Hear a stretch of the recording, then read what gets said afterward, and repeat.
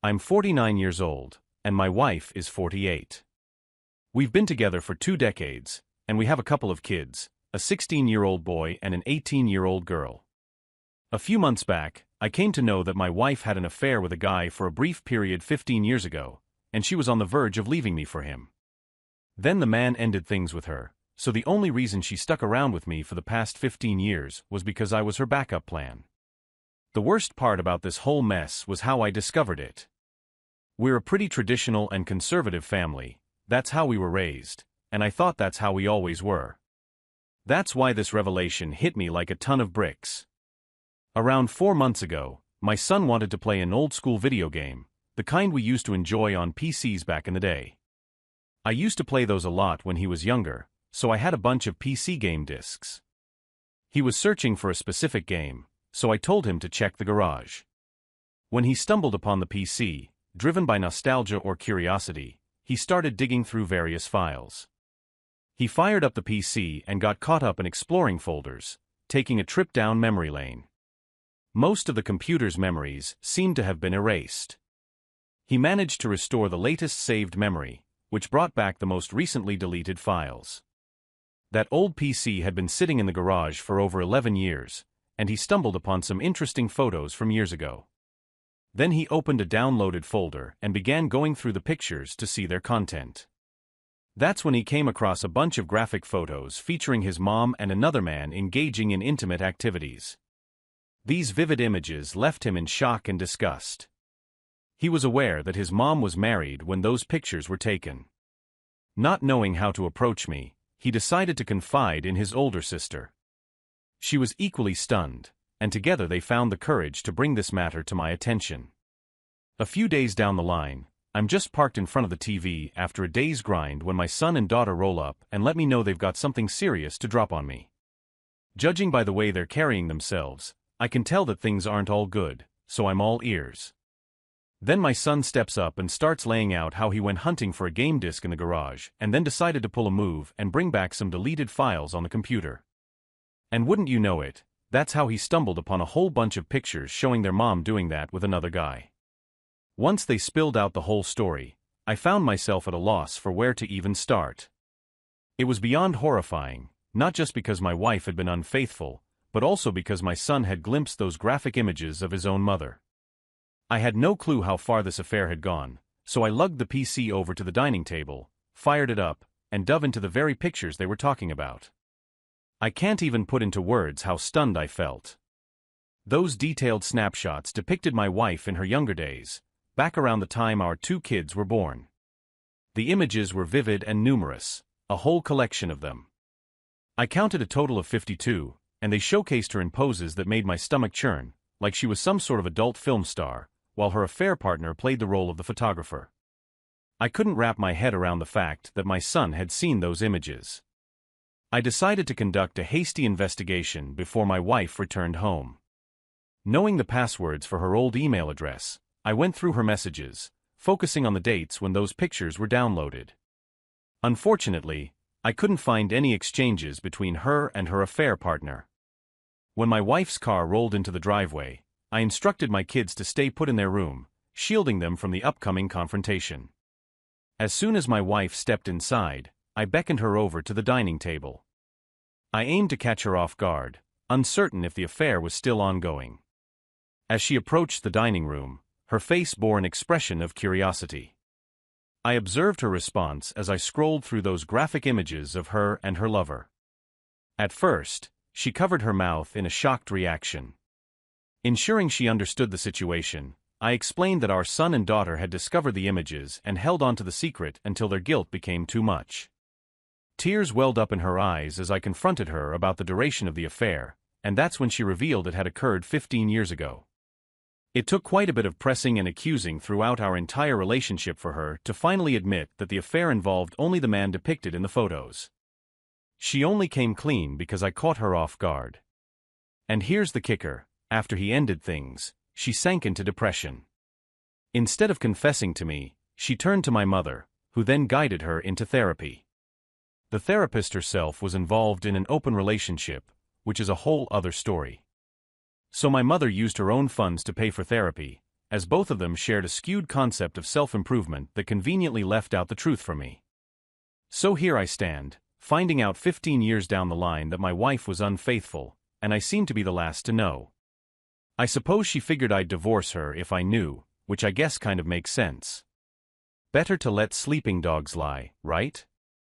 She spent every day for 15 years living a lie. And to add to it, she teamed up with my own mother to keep this filthy secret under wraps. The level of betrayal is beyond words. It was only after the other guy ended things that she turned to my mother, and my mother, in turn, comforted her and shielded the truth from me. I could dive into discussing the kind of person my mother is, but given this new revelation and what I've put up with from her before, let's just say it wouldn't be a very flattering depiction. She's probably feeling regretful, I guess, and she's asking for forgiveness now. But after she hid this for so long, her remorse is a bit too little, too late. Is there any authenticity in anything cheaters do? She wanted us to address this with a therapist, claiming that a therapist helped her navigate her affair. And let me tell you about the peculiar therapist my mother got her involved with. It's quite a tale. She was in tears there in the dining room after she spilled the truth and pleaded for forgiveness. Her surprise was evident when I told her to leave the house. I wasn't exactly forcing her, but I couldn't bear the thought of sharing a roof with her anymore. My son had already been deeply affected when he stumbled upon those repulsive pictures of her.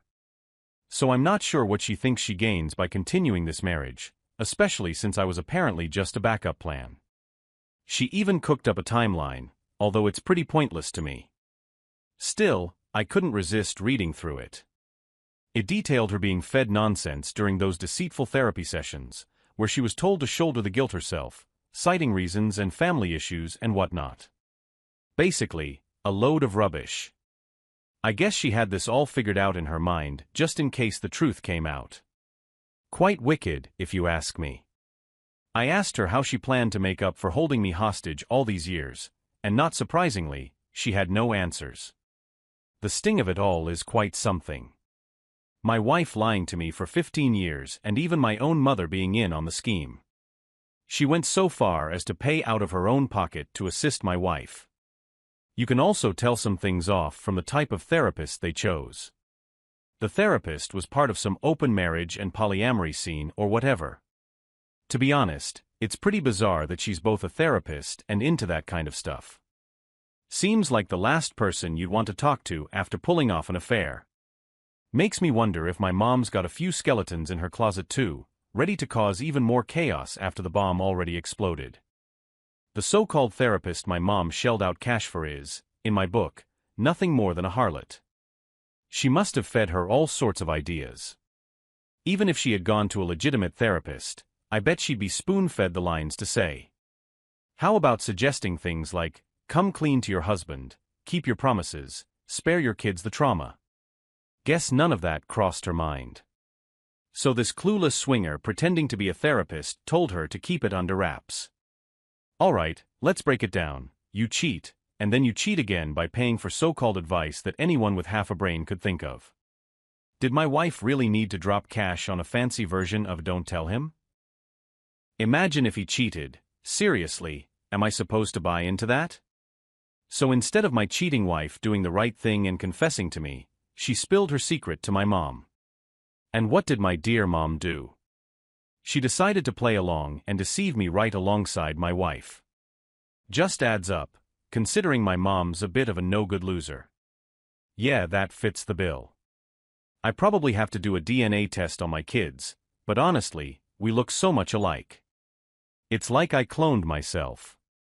They've got some of my genetic traits too, but if it turned out they weren't mine, it'd feel like my whole world was shattered, not just a part of it. It'd be too much for me to handle. Honestly, I'd probably just hit the delete button on myself. Not because it's their fault or anything. I mean, I couldn't live with that kind of truth. It'd just be too heavy to carry, you know. Finding out that my whole life was a lie, not just half of it, would be soul-crushing. Oh, by the way, the guy my wife fooled around with wasn't even married back then. He was just using her for some fun and then dumped her when he got his fill. I did some digging on him, but he's vanished from where he used to be. Can't find a trace of him anymore. After my cheating wife packed her bags and left, I gave my mom a call and confronted her. She had the nerve to say she was trying to keep the family together. I told her that by doing what she did, she stripped me of my right to make a choice. She's lost all access to my family now, that's for sure. I asked her if her whole progressive lefty Christian facade was worth cutting off ties with her own son and grandkids forever. Might have come across as tough talk, but when she didn't respond, I figured being a martyr for my wayward wife was worth it in her eyes. Ending my marriage wasn't my choice. She already made that call 15 years back when she cheated on me. I stuck around in the marriage based on false pretenses. Yeah, sure, she apparently improved after therapy, except for the whole lying and holding me hostage thing. Supposedly, she became a better person thanks to therapy, but that's a big fat lie if you ask me. I mean seriously, if you need therapy to teach you basic decency or how to show empathy, then you're probably just an all-around useless person. I mean, come on, do you need a tutorial on how to breathe too? Maybe I'm not saying it eloquently, but what I'm getting at is that my wife is all show. Even if her changes are legit, it's quite telling that my wife had to take advice from a woman whose sole life purpose seems to be hooking up and heading for eternal damnation just to learn how to be a better person. It's frustrating how the cheaters seem to end up just fine in the end. Whether they stay together or split, they somehow come out unscathed while the faithful spouse is the one suffering. If you add up the pain of all the cheaters past, present and future, whether they're remorseful or not, it still wouldn't amount to even 0.1% of the pain felt by a good spouse. I've got a lawyer on board, and we're gearing up to serve her soon. I guess that swinging therapist of hers is probably out of a job now. After all these years of her ineffective advice, there are always other opportunities out there, so she'll manage. But let me tell you, divorce laws are a mess. I've been living a lie all this time while still being married. Everything I've earned since her affair should rightfully be mine. I know these divorce laws were likely made by cheaters themselves, but it's still downright unjust to me.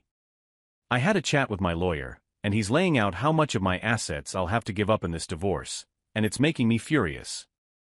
Imagine divorcing a cheater only for them to go on and remarry, huh?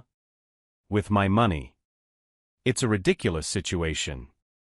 Anyone who does that, whether they're a harlot or a pig, is just despicable and deserves to face the consequences.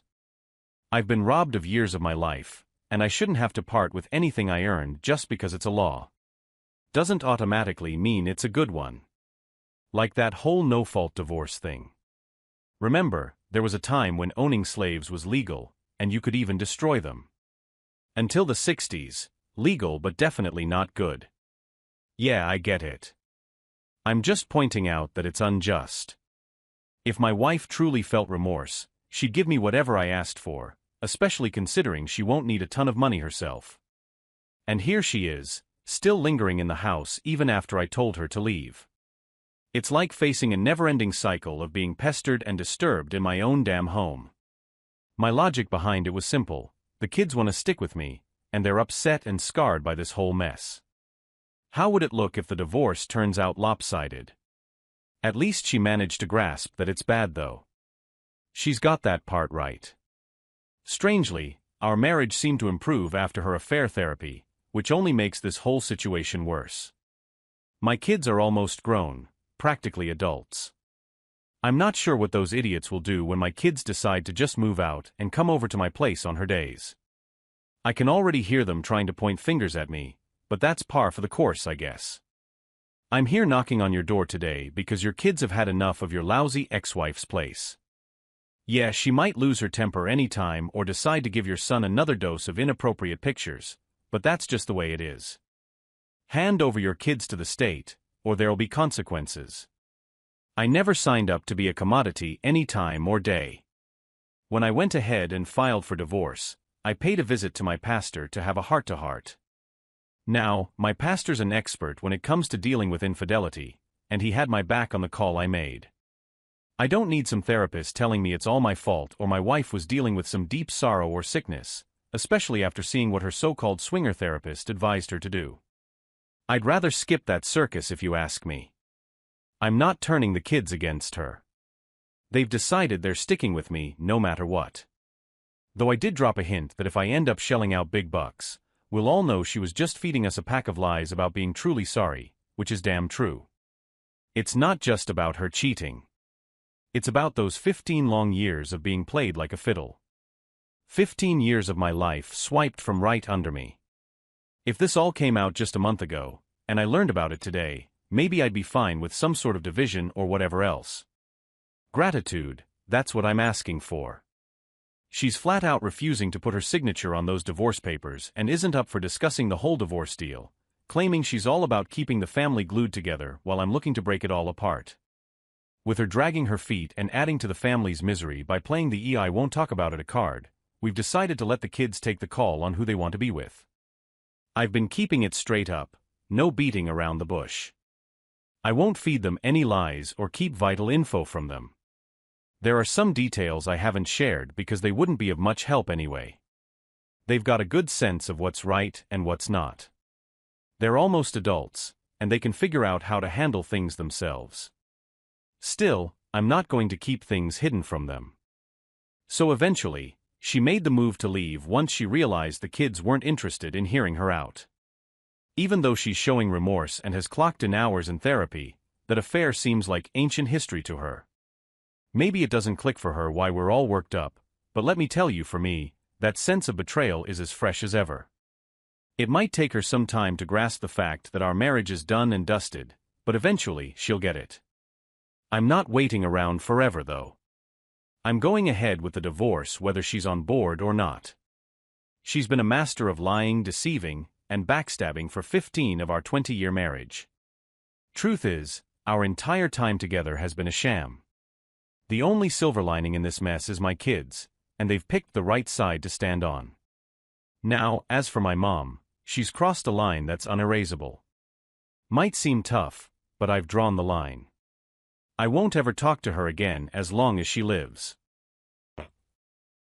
Story 2 *. I'm 31 years old, and I've had my fair share of toxic relationships in the past, but meeting my current girlfriend, who's 26, felt like a breath of fresh air.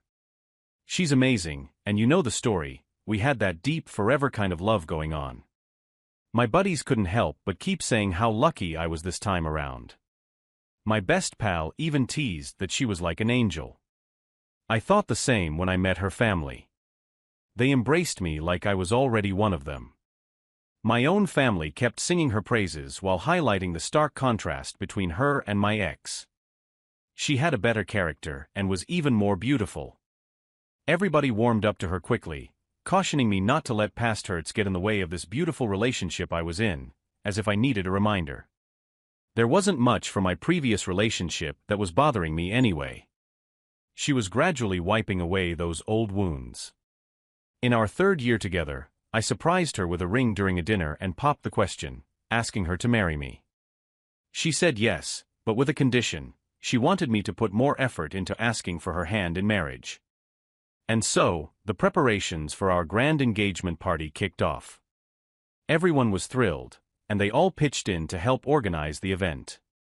Although there wasn't much left to do, the girl of the hour had already hired a party planner to take care of most things. The only thing left was to finalize her outfit. One of my pals, a professional fashion designer, offered to create the dresses, but she kindly declined. She said her best friend, who was also a skilled fashion designer, had offered to make the dresses for a low cost. Not that money was an issue. I didn't like her friend, not because he had done anything wrong. It was just the way he hugged my girl, gave her a peck on the cheek, put his arm around her waist, and all those annoyingly familiar gestures that got under my skin. He wasn't a fan of me either. We had a confrontation where he insisted I wasn't good enough for his friend. Maybe he had a point, but I was determined to step up and be exactly what she needed. Eventually, we suppressed our dislike for a common reason, our love for my girl. He came to our place to take her measurements. We were living together until the party was done. The whole process got on my nerves, those moments when his fingers seemed to linger around her chest and how he took his sweet time adjusting the tape around her waist drove me crazy. After he left, I voiced my frustration, and she just laughed it off, assuring me it was harmless. She said her friend was a good guy who was going the extra mile to do a great job, but he definitely didn't strike me as a good guy. I was a guy who could tell a good man when I saw one. When I kept insisting that her judgment was off, she asked if our marriage was going to be like this, me trying to mess up her friendship just because I felt insecure. I quickly said sorry to her and comforted myself with the thought that she was mine, not her best friend's. Whatever he felt for her, it wouldn't amount to anything real. A few days later, she let me know she was going for a fitting session. When she got back that day, she said one of the 3 dresses had a small mistake, so she'd go back for another fitting once it was fixed. This became a routine. Her friend's fashion place became like her second home. Almost every day, she'd be there for fittings. When I couldn't handle it anymore, I confronted her about choosing her friend's service when he wasn't the pro she claimed he was. She got really angry and warned me to keep away from her friendships. We never talked about her dress issue again. A week before the party, I got home at night and found her sister, who said she had gone to her friend's for another fitting. I decided to head over there myself. A feeling inside me said there wasn't actually anything wrong with her dress. She was likely just obsessing to make it absolutely perfect. So I arrived there and noticed the closed sign on the front glass. The lights were off, but the window shades were up, indicating someone was inside. I walked in and saw her and her friend being very intimate, holding and touching each other. Strangely, I didn't feel surprised. Maybe deep down, I had already sensed something like this.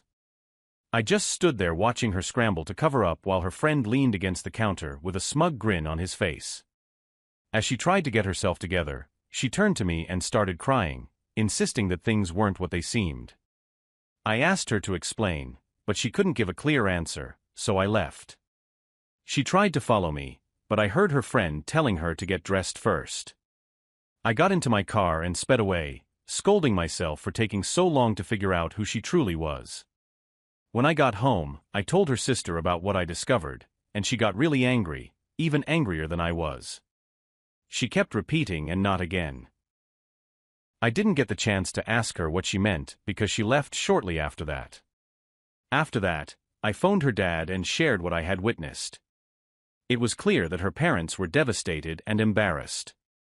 They disclosed that she had ruined 2 previous relationships due to her cheating, but they thought the situation was different. So that's my current situation. Tough luck for me. It's been a year since that awful night, and I've come to terms with the betrayal. I joined a couple of support groups, and they proved to be quite helpful. About 5 months ago, I bumped into her, and she had a whole bunch of explanations to offer. Most of them boiled down to her ridiculous claim: she was bored. What an absurd reason to cheat on someone who cared for you. She even had the audacity to argue that it wasn't cheating since she wasn't in love with her friend. She suggested counseling, as if that would make me come back to her, as if it would save the day. I told her I'd rather live in a pigsty than accept her back. She got angry and insisted that if I didn't want her, I should at least tell her family that she hadn't cheated on me. They had refused to speak with her until she convinced them that she was innocent. Yep, she spun a tale to her folks about her innocence, but they weren't buying it. They knew better, considering it wasn't her first time caught cheating. I made it clear to her that I wouldn't lift a finger in her favor even if hell froze over. She tried to pull a stunt in public, yelling that I was treating her badly, but I turned the tables on her, letting the little crowd she gathered know that she had cheated on me. I even suggested calling her parents as witnesses. When she realized I meant business, she bolted from the scene. Haven't crossed paths with her since then, and I sure hope it stays that way. Story 3 *. My wife and I ran a bakery for 5 years. It was more her thing than mine, really. Baking was her true passion, and I happily played the role of her assistant. My own passion, though, was voice acting and doing impersonations.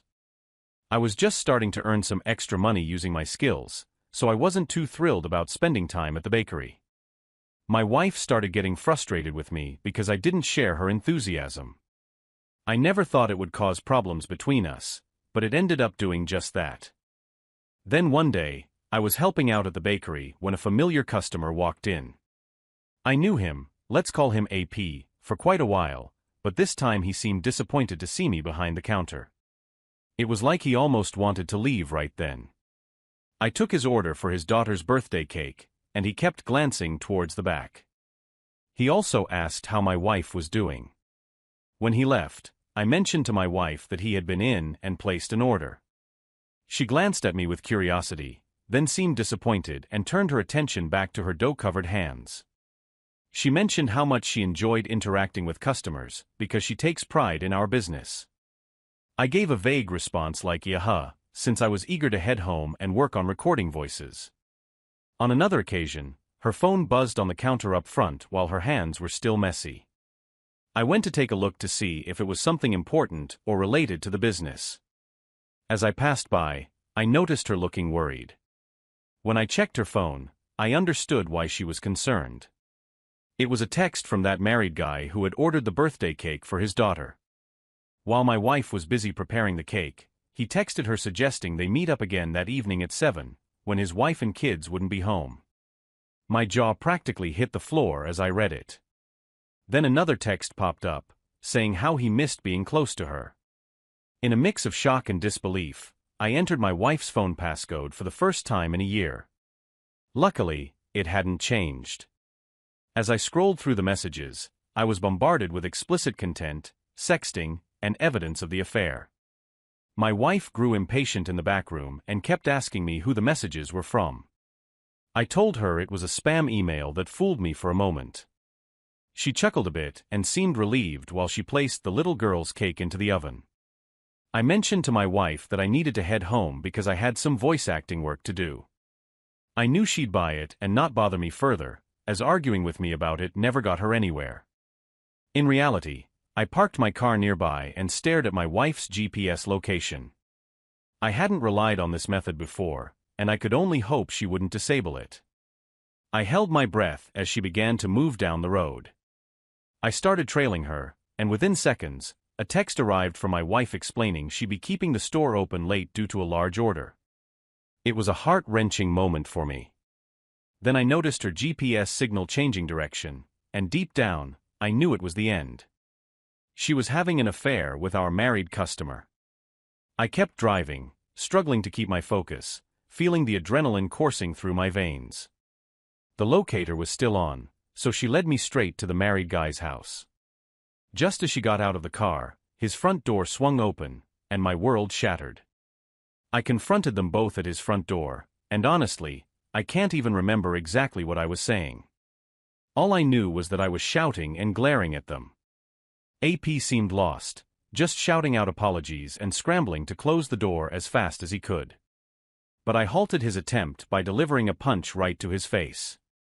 He dropped to the floor inside his house, unconscious. My wife looked stunned and flushed, lost for words. I demanded an explanation from her, but she was too shocked and mortified to utter a single word. She was taken aback by my punch, but all she managed to say was sorry. The haze of the affair lifted, and she finally realized where we were, standing in front of AP's house, all because she had gotten herself involved with him, a married man and a father, a guy who had no business being anything more than just a customer to us. I found myself yelling again as memories of our wedding day and the start of our business flooded my mind. I hurried back to the car before the tears could start flowing, realizing that our life had been irrevocably changed and she had probably done this more than once. I couldn't shake the memory of all the messages they had exchanged and the way she had lied to me. Sadness transformed into anger, so I drove back home, leaving her behind in AP's driveway. I gathered my belongings and printed out notices to stick on the bakery windows. As she returned home, I was already on my way down the street, heading back to AP's place. The front door was closed now, and another car was in the driveway. Everything looked peaceful, but that wouldn't last. I placed copies of my notice in their mailbox, on their doors, hidden in some bushes, and a few on their windows. The notice revealed my wife and AP in a sexual scandal that labeled the bakery as tainted.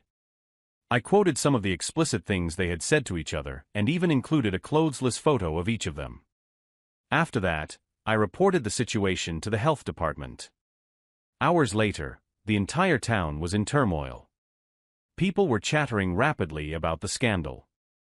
You don't realize how small a world can be until it all comes crashing down. Before the divorce was even finalized and before the health department officially mandated her closure due to the loss of customers, my wife shut down the business. She left the state by herself with her SUV packed full, heading towards someone she had met online in search of a roommate since she couldn't afford the house without the bakery. I got to keep it. I sold the house, and just like that, everything we had built together was dissolved. Amidst all this, she did try to reach out to me. Through her attempts, I found out that AP was actually divorced, but they decided not to continue their relationship. He had to move 120 miles in the opposite direction. She would repeatedly apologize and claim to understand why I ended our relationship. When I asked her why all of this happened, she could only say that he complimented her cooking and made flattering comments like wishing she were his wife. I responded by telling her I wouldn't wish for her to be anyone's wife. After that conversation, I stopped answering her calls. I knew she might be feeling scared or overwhelmed, but I didn't want to get caught up in her situation. I focused on my own healing and well-being. With the profit from the house sale, which I didn't want to see again, I found a wonderful new place to call home. This new place even has a home office that's perfect for my voice acting and impersonation career.